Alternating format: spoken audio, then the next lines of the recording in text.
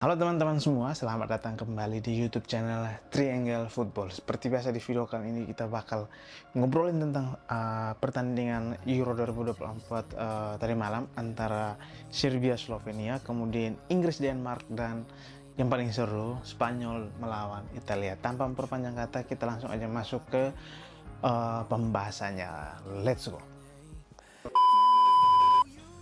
Oke guys, di partai pembuka tadi malam antara Slovenia melawan Serbia itu emang untuk secara statistik ya,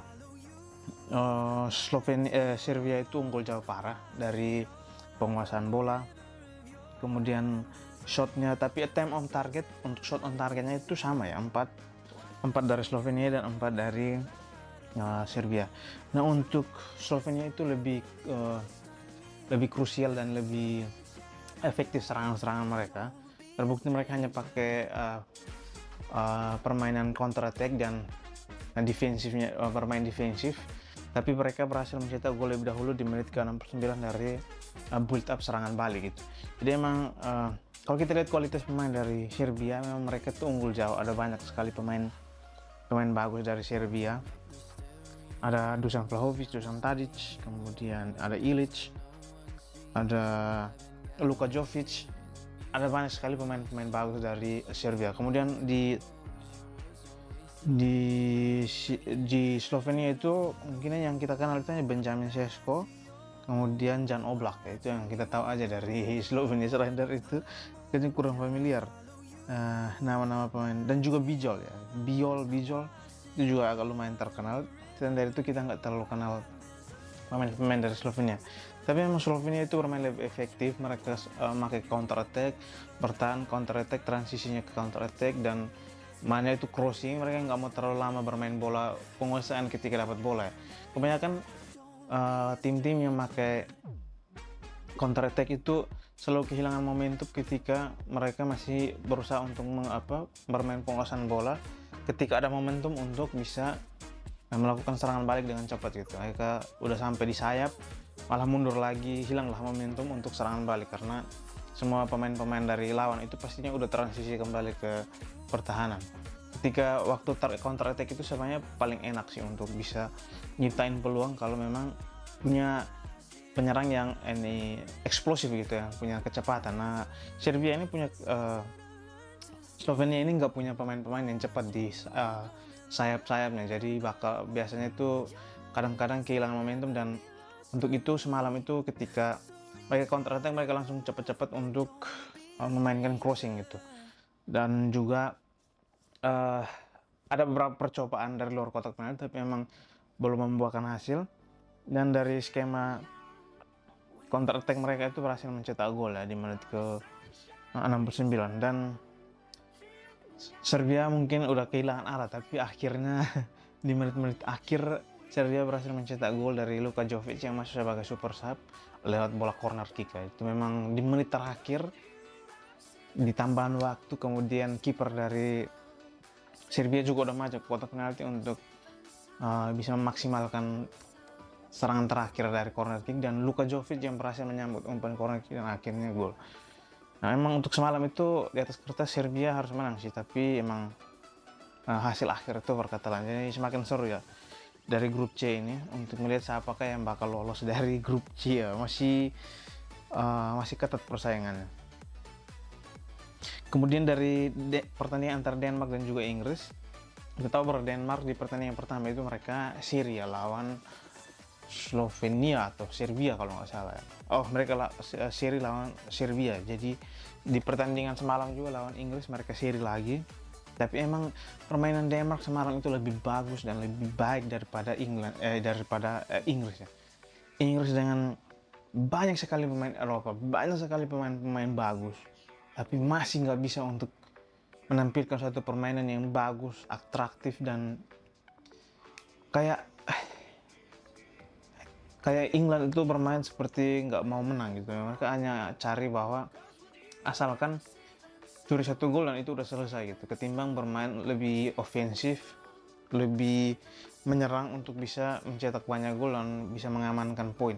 Semalam setelah gol dari Harry Kane dari upaya overlap dari Kyle Walker, dia kesalahan antisipasi dari backnya Denmark, Christiansen nih kalau nggak salah ya.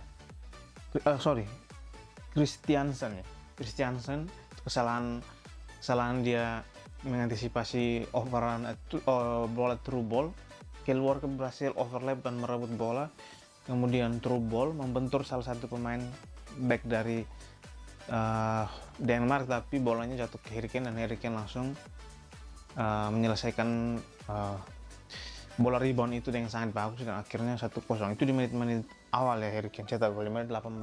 Tapi setelah Inggris berhasil mencetak gol itu mereka bermain seperti kayak nggak punya arah untuk mau apa yang dilakuin gitu. Entah mencoba untuk menambah gol kah atau cuma untuk mempertahankan kedudukan gitu. Jadi defensif juga nggak sebagus yang nggak terlalu bagus defensifnya, karena mereka akhirnya langsung kecolongan juga di menit ke-34 di babak pertama juga dari kesalahan Harry Kane lagi. Harry Kane yang membuat kesalahan ketika dia clearance bolanya tapi malah jatuh di kaki Hoylman. Hoylman langsung aja shooting dari luar kotak penalti dan berhasil. Sebenarnya dalam pertandingan semalam antara Denmark lawan Inggris itu, Phil Foden banyak sekali melakukan aksi untuk shooting dari luar kotak penalti ya. Phil Foden yang paling banyak yang melakukan inisiasi dari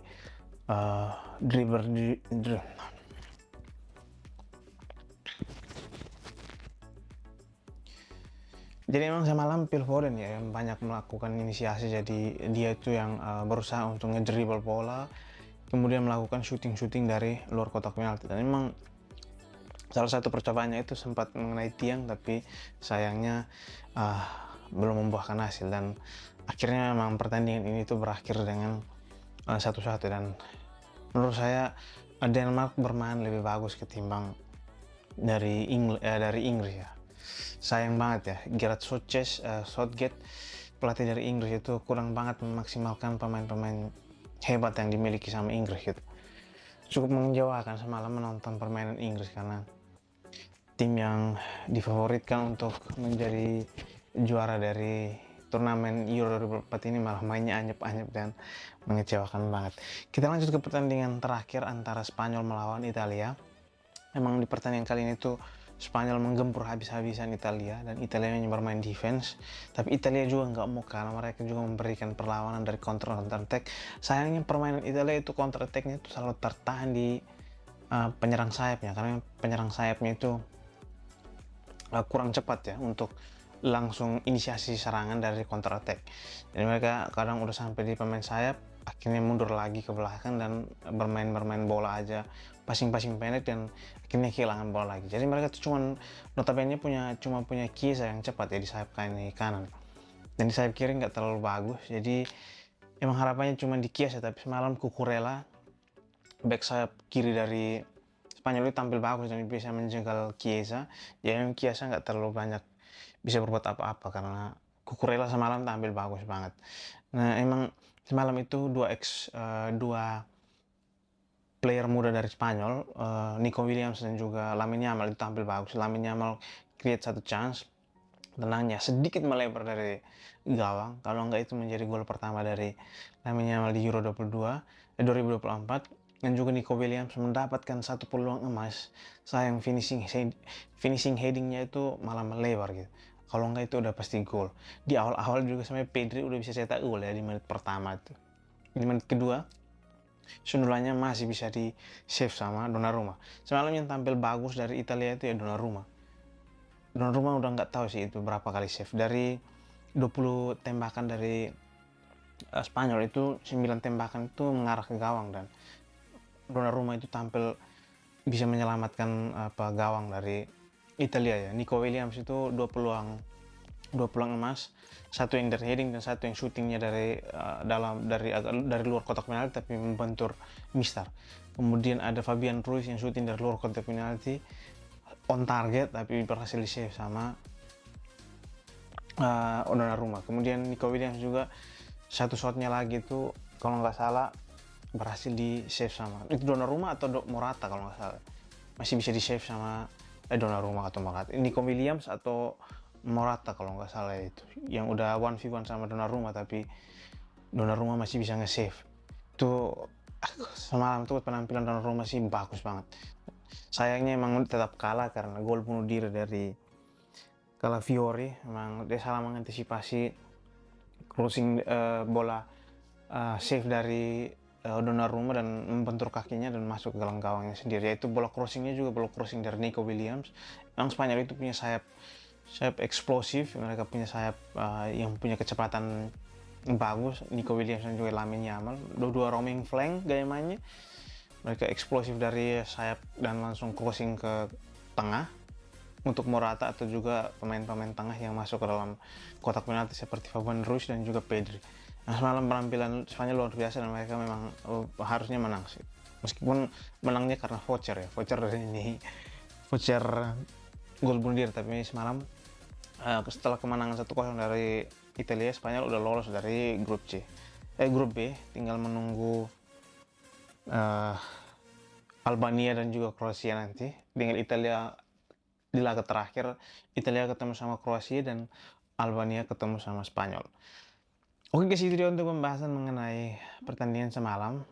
Cukup seru pertandingan Italia dan juga Spanyol. Selain dari itu pertandingannya anyep, bikin malas untuk nonton. Tapi cukup terhibur di pertandingan terakhir, dapat tontonan yang menarik.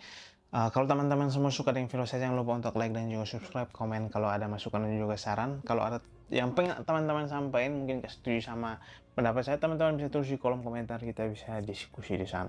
Sampai ketemu lagi di video selanjutnya, bye bye.